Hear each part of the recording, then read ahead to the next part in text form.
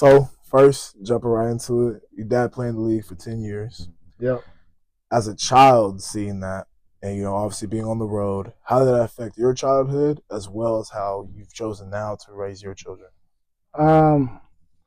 So my dad retired in '86. I was born in '80, so I was only like 6 when he stopped playing. But I was like around it like I'm a cowboy kid. You know what I'm Right. saying? Like when you see the kids on TV now, that was me, a cowboy, Dallas Cowboy kid. So I mean, I guess like thinking back on those times, like it was cool. Like as far as like being around, being on the field, being in in the locker room after the games, Right. meeting people like that. Um, but as far as like to answer your question, as far as like how was it growing up? I mean, I don't know if it was just how I grew up, so I don't know anything different. I Right. should say, you know what I'm saying? Like, cause that was just my world. But I do, as far as like as I grew up, like me personally, I was kind of like uh, I didn't really tell a lot of people who my dad was, right? And I still don't, right? Because I wanted people to know me, respect me for me, and it kind of weeded out like who was Right. actually in here for like this or who was actually messing with me. You know what I'm saying? So Yeah. like that's one of those things that I think like I did when I was younger, and I still kind of do it to this day. But I think that's part of some of that growing up there. But I mean, it was a blessing, man. Yeah. It's a blessing to be able to be a part of something like that and meet a whole lot of different people. Different athletes like that. And then being, you kept your kind of father out the way as far as telling your story. Yeah. How did that affect how you chose to raise your children? Um, I think like a lot of what I do, there's a lot of similarities. Um, like for instance, I'm blessed to be able to have a lot of NFL guys, right? So I Yeah. take my kids to games, right? So they're blessed to be able to be, my oldest has probably been to more games than 90% of the damn world, right? Yeah. Right? Like Yeah. for real, like, and so with that being said, that's part of something that I wanted to be able to give to them and give them an opportunity to see that, right? Because I feel like if that's what you want to do, you got to be able to see it, smell it, dream it. To be Right. able to dream it, you got to be able to see it, hear it, like just be around it. So, as far as me raising my kids, um, you know, raising my kids is everything because they play sports. Obviously, all of them play sports. My oldest has been wanting to play tackle. He just played tackle for the first time last year. They did pretty well, but it's the motivation and the grind and the work ethic and pushing through all the adversity that is one reason why I wanted to raise them that way. I was lucky to have a woman that I did had kids with. She played collegiate volleyball too, Right. so she understands the athlete Yeah. mindset, right? She played at Sac State too, so she went JUCO. She was JUCO, Yeah. and then she played at Sac. That's So awesome. so now it's like you got two parents that know the same mindset, just like my parents, right? Yeah. My mom played collegiate volleyball and basketball Mm. at Redlands. Yeah. So that's one of those things where it's like that mindset is kind of like how I push them, if it makes sense. Yeah. I love that. The athletic background, not just for you and your, you know what I'm saying, wife, but how you were raised as well. I Right. didn't know that your mom played at that level Right. either. Right. I do want to touch more a little bit about you. You Right. played at the green team across the way for a little bit. Right. All the records and accolades, Right. now playing in the AFL, not AFL, Arena Football Yeah, League, it was the NFL, and then transitioning to coaching. Mhm. What were some of the struggles of transitioning to the coaching realm, and also what was the reason for it? I feel like as far as coaching and training, how I got into it, like I did well at SAC and Arena, kind of was Arena, right? Yeah. But I luckily kind of stumbled actually into like training, right? I kind of stumbled into training. Right. At the time, nobody was really doing it. It was like maybe Al Benacani, and then like maybe just him, right? He was the only one because he was training the Kings, and then there's like maybe a couple other guys, and so I ended up playing the Arena after I was done at SAC because we didn't have a pro day because my coaches got fired my senior year.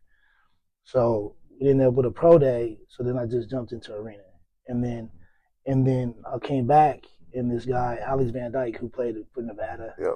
and he was just opening his facility, and like one of my former teammates, like, oh yeah, this guy named he's opening a facility, this and the other. I was actually his very first client. Very first client. He didn't have much in there, and and then I was his first client, and then I started working with him from there. And it was kind of just a blessing on like timing, right? Yeah. Like God's timing, like, right? It was like I was there, and then he started building, and then he brought me on staff, got some certs, did all that stuff, and then it was just like he liked how I was training and started training kids. Right. And then I went back and played another year arena, came back, and just happened to just walk in just to tell him I was back in town saying, what's up? He's like, hey, can you work today? Like, what happened? He had another guy there, and something happened with that guy. So then I started going again, and then from there I just was like, it was just a crossroads to where it was like, okay, well, it was just like either you can keep trying to keep playing, right, and it's going, but it's not going like I wanted it to go, right? Or you can get into this, right, which I was having a good time doing, right? I had a good time training kids and working with athletes and doing all that stuff every day. And you can do this and just kind of make your start building your career and start just moving in that direction. So it's like, at some point the game is over. Mm-hmm. And I'm saying you just hopefully you understand what it is before it leaves you. You know what I mean? It's like hopefully you can leave on your own terms compared to like it cutting you out. Right. Right. Unless you're at the highest level, right? Then you're gonna play as much as you can, ideally, right? So that's kind of how I got into training and coaching and the transition. It was kind of like almost like a divine intervention for me. But it's been like, it was just a process because I got into training, and then we ended up training Sheldon High School, and then I, Coach Crabtree, who was a coach over there at the time, he's the offensive coordinator. He asked if I wanted to coach, and I was like, yeah, like I've been wanting to coach, and then that's how I got into like coaching. Yeah. And I coached there for 5 years, and then I was teammates with Coach O at Sac State. He was my teammate. So he was the offense coordinator at ARC when so he was offense coordinator there, and then Hayflick was the head coach. So they brought me in there, and I coached there for 5 years, and then I kind of had my third kid and had this and nonprofit going, all this stuff going at the same time, and it was like, all right, I had to step away from coaching, but I'm able to do what I want to do. But I think like the transition was pretty seamless for me. Just because I think it was just right place, right time. Like everything was kind of like it was supposed to be for me. I feel like, and yeah, so it was interesting. But I do understand like the mindset of athletes now, because we can get into that. Do you feel that at the time you were doing that transition versus now? Obviously, we see athletes with podcasts, athletes doing certain different venues. Do you think it was a culture shift at the time when you were transitioning that affected that? Or do you think it's more of an individual perspective? Well, when I was doing that, there was not a lot of training facilities. Right. So it wasn't really, because that was 2004, right? Yeah. So that was like when training like was just starting to everybody started doing, but they weren't doing it. Like it didn't really start like everybody in the world like trying to train somebody until like probably about like 2010, somewhere in there. You know what I mean? Where everybody, YouTube, and I could just train everybody. Like, right? For me, I think it was, it was like I said, more or less like the culture was moving that way. And then I was just blessed to kind of get on the train before, you know what I'm saying? Get on the train before it is where it is now. Right. Whereas now it's like, now it's hard, like really hard. If you're trying to get into it, it's really hard to do because there's so many people and it's so saturated. So you got to kind of find your way. So that's why I help a lot of the younger guys now that want to do this. I try to help them with their opportunities. That's beautiful. Now you started officially your nonprofit in 2014, but you started training 2016, excuse me. And then you started working with Passing Academy around 08, 09. Yeah, so we had the Playmakers Elite football was the original name. So Playmakers Elite football, and we were doing stuff on the field. Right. So it was myself and Coach John Wiley, and we were doing stuff on the field, just like receiver work. Yeah. Right? And we were at Christian Brothers, and then Passing Academy happened to be there too. Right. So they were doing their Passing Academy stuff on the game field, and we'd be on a baseball field or whatever doing our own thing. And then a couple years go by, and then next thing everybody's consistent. And then they were like, "Hey, you guys want to just catch the ball when we need y'all to throw?" And we was like, "Cool," because we needed quarterbacks anyway. Yeah. So then we kind of just started doing that with them, for a while, and that was good because that just took our guys to another level because we had a lot of quarterbacks, and you got a lot of reps. They got a lot of reps and reps and reps. So it was that was a good experience as far as starting Playmakers Elite, and then building from there, getting a gym, getting a facility, doing that, then adding a nonprofit piece, right, and then just kind of continuously just building and growing like every year. It's just one of those things. Why specifically the youth? Because obviously a lot of trainers start. They want to get the NFL guys right away or college guys. For you, why specifically focusing on that younger group of athletes? Well, I mean, ideally, they got to start somewhere. Right. Right. And for me, I've been blessed with a lot of opportunity. I've been blessed to train with a lot of phenomenal athletes, yourself included. But the thing is you got to be able to show the young ones on how to move, right? You got to show them how to move. Like the standard is with the Steelers, right? The standard is the standard because that's the standard, right? Exactly. Well, somebody has to show them the standard, right? Somebody got to show it to them, right? And that's why I love dealing with the young kids or younger kids, so they can understand this is how you move. Because our pros come back, our college guys come back, and they show them they work out with them. Right, so it's not just one of those things where our pros train at this time and our college guys train here, and then because a lot of our NFL guys that come back, they want to train with the kids because it reminds them of when they were there trying to grind, right, get to where they're at now, right. But then it also helps those kids look, they're in the league and this is year 7 and they still doing the same thing you're doing. Exactly. You know what I mean? Yep. So this is how it moves, and you have to move this way. But as far as for the youth, it's just trying to help these kids get out of, one, give them a safe spot to be, sanctuary, right? Because everybody has different backgrounds, right? Everybody has different backgrounds, and you never know what's going on at home. And this might be the only spot where they can just be safe and be able to be them. So that's part of it. Another, and then another aspect is obviously the health and wellness aspect, because kids can't really go outside like that anymore. Yeah. Right? Because of, weirdos and all that. So that's another aspect, right? So then we give them a safe spot to be able to do all that. On top of get better, stronger, try to reach your goals, that type of stuff. That's beautiful, man. Just creating that space, because I remember when I came to you guys in 2020, 2019, around that time when I was 14, 13, and just the environment. I'm 14, working out with you. I got NFL guys coming in. And we got Lex at the time. Right. Who's now the #1 player in the country, and he's 10 at the time working. So it's just seeing that full circle for me from the athletic perspective was beautiful. Right, because now you see Lex, and you older than Lex. Now you see where he's moving. You remember he was little dude, right? He was little, man. And that's what I'm saying. It's a beautiful thing to watch. It's a beautiful thing to see when it all comes together. Yeah. And they believe in the program, and people just buy in. And just buy in for themselves. Yeah. Right? Buy in for yourself and just understand it's not an overnight thing. And if you do it, and you do it and do what you're supposed to do, you end up doing stuff like this. Yeah. You know what I mean? So it's great. Now, I did have a question for you. I was curious. Yeah.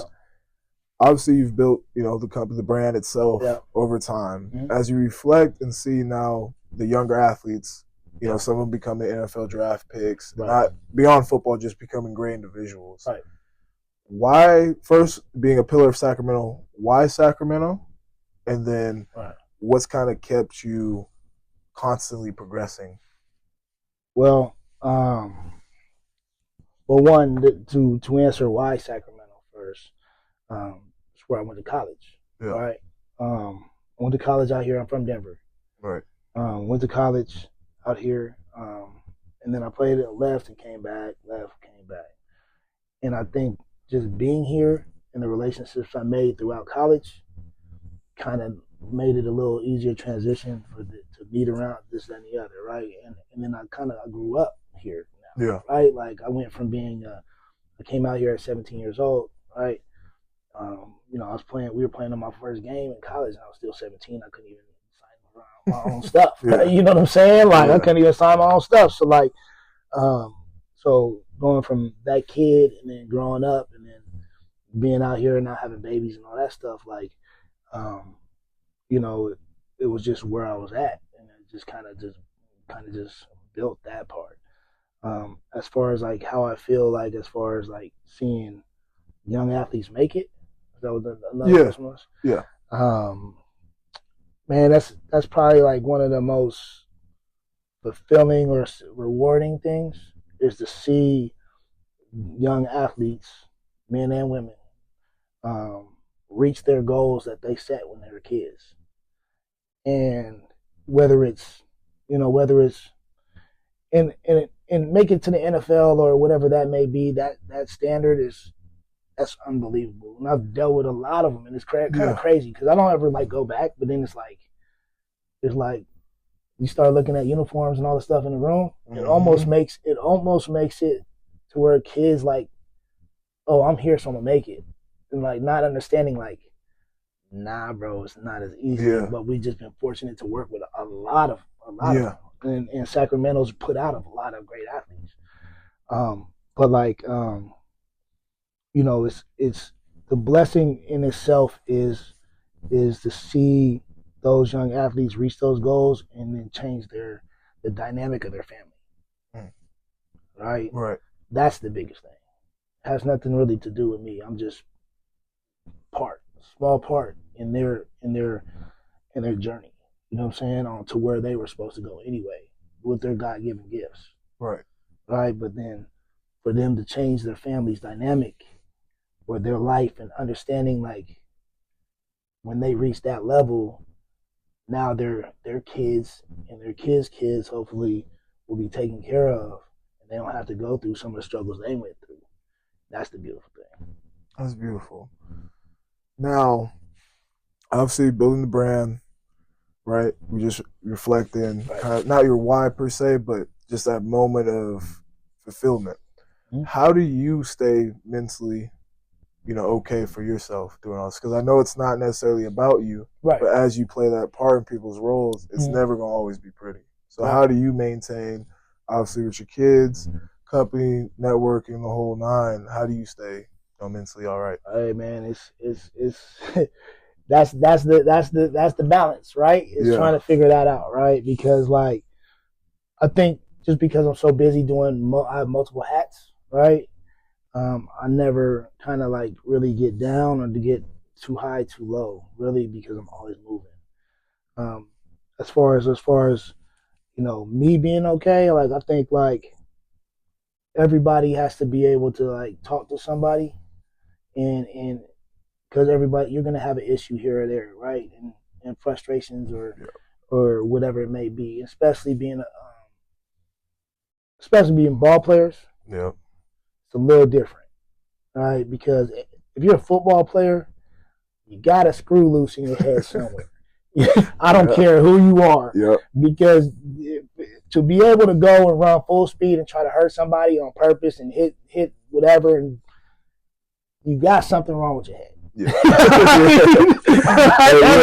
Everyone does. Everyone that plays it does. I'm sorry, but y'all do. Yeah. All right, but that's what it is. So like when we stop playing, and we're super aggressive, like for the most part. So that's where we take our aggression and all that stuff out. It's on the field, and when that goes away, you got to find places. That's why you see guys becoming like fighters or becoming this, that, and the other, or trainers, like, you know what I mean, or always training, always in the gym, because they have to take the frustration out and take that adrenaline or whatever and use that, right? Because we've been programmed for however many years to have somewhere to use it.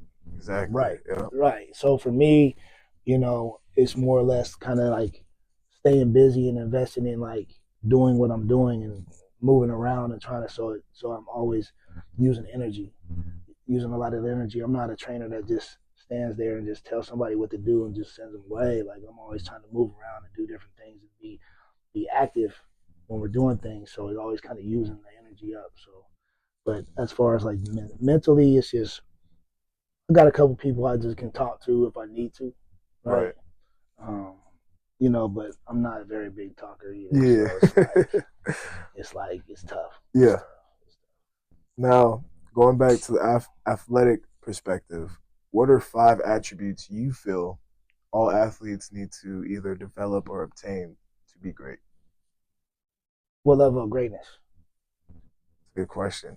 I feel like greatness, as how we talked about standards earlier, whatever their standard is, if an athlete wants to go to the NFL, what are some attributes for that versus or if someone just wants to go to college and be great at it? Well, I mean, I think it's all relative, right? Right. I think the number one like thing to be like to reach the highest level from what I've seen throughout the years is you gotta love it, like absolutely love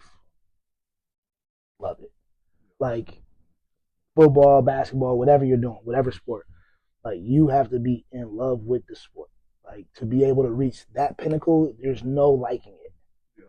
There's no, oh, I like it a lot. Like, no. If you like it, you're not going to make it. Right. Like, you have to be obsessed with this shit. I think that's the number one thing. And then number 2 thing is like, you have to be willing to sacrifice everything. If that's your goal, right, and your goal is to reach into the NFL or WNBA or whatever it may be, you have to be willing to sacrifice, the partying, the going out. You gotta, make sure you're eating right, making sure you're getting enough sleep. Like you got to be able to sacrifice something or whatever it takes to get there. Waking up early, right? Y'all waking up early. The stuff that regular students don't really understand when they're talking about, oh yeah, they get all this money and they get scholarships, and so why should we? Listen, y'all don't even know a regular day in our life.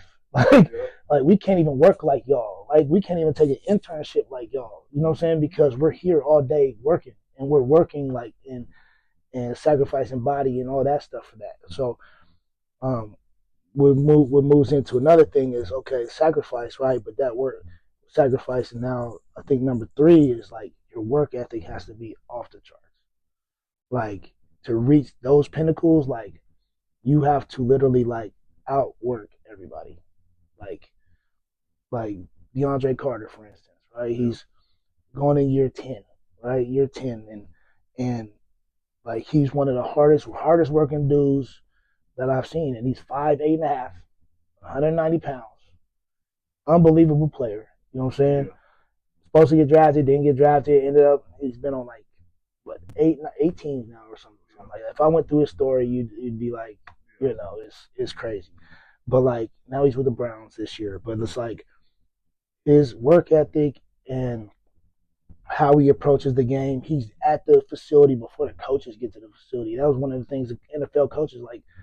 I showed up. They showed up at like 5:45 or something, 5:30, and D was already there.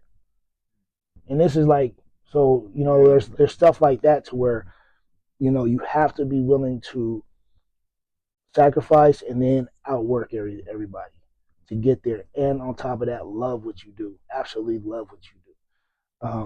And then from there, obviously, you have to have you got to have some sort of natural gift that's like, and that's just whether it's like you're 6'7" and this, and you got unbelievable feet, right? Or you're strong, or you're a 6'4" cornerback with little guy feet like a Keller Witherspoon, like you know what I'm saying? Or like you got to have like unbelievable, like, or you're like Omar Norman Lott, right? You might be 6'1", but you got long arms, huge hands, You know what I'm saying? Twitch, being able, you know what I mean, or your Laiatu Latu, be able to hit the corner, bend really low, really, really good hands. Like, you got to have something. It has to be something that's your superpower, right? You got to have a superpower and then understand what it is, and then develop that, right? To being able to be the best at that.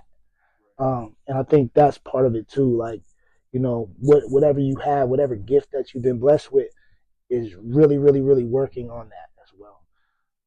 And then, like, at the end of the day, to reach those levels, you got to have a little bit of luck too. Like, and to be able to stick, right? Like, because yes, you work all the way up, you work this, and you outwork this person, and you're here, and you're there, and you got the size with this. Well, then it doesn't mean you're gonna be the right fit.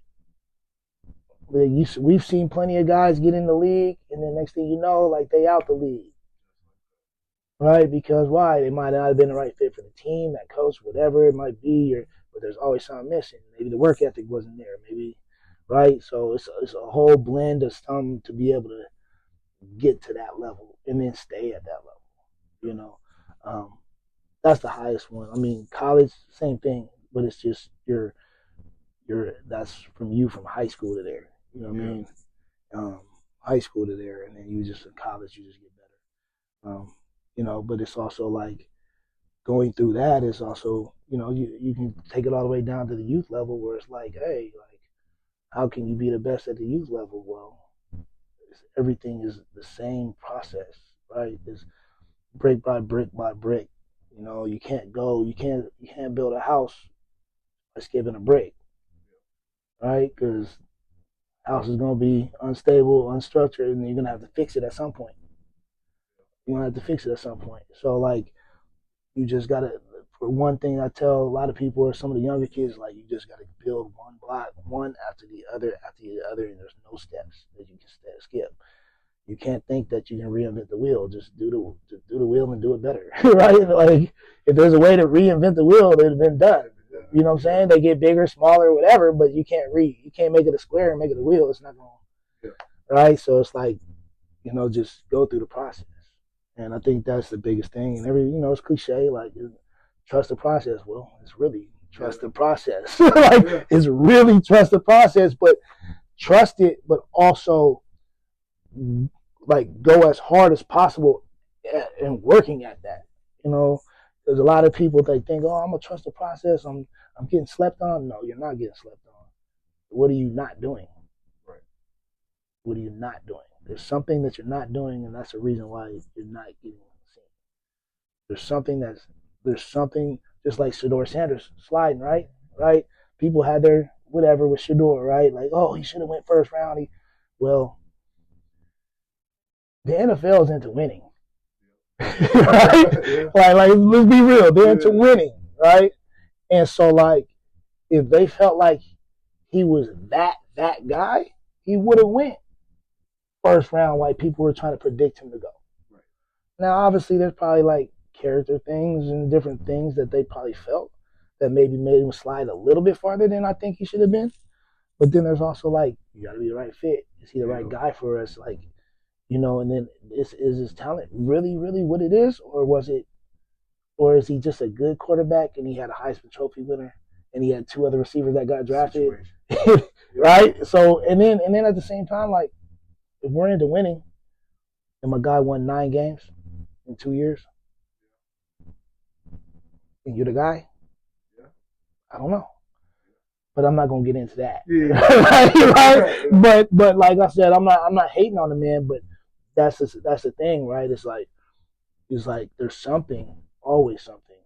And so you gotta figure out what it is, and you just gotta make that a strength. You just gotta keep finding little things, and I think that's what makes guys last so long, because they always are trying to work on the littlest thing to get that much better. Like the great ones, like Brady and Rice, and all those great ones that were in the league for a long, or have been in the league for a long time. It's always they're like finding the littlest thing to get better at every time, knowing that they have to get this much better. And I think that's one of those things that'll keep you there. But I think those qualities I think that I just named are like the ones that are the main ones to me that that if you do all that and you're willing to do all that, and and actually really, really work. Because I see a lot of kids now like post their workouts. If you're posting your workout, you're not working. like you have enough time to like sit here and really post it like that. Like, I guess. Yeah. That was one thing I had learned working with you guys, even Dan too. Right. Not to call anyone else out in Sacramento, but there was a lot of Right. social media trainers. Right. Versus I'm coming there, it's on one camera. The family may be in there here occasionally, but it's very.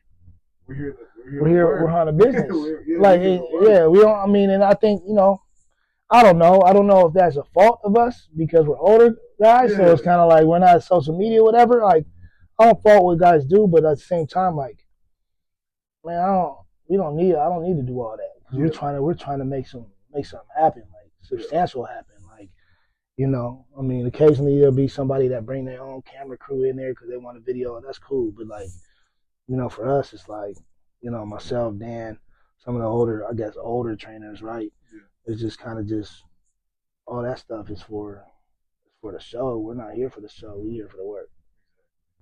To finish off the interview, for you, what makes you smile?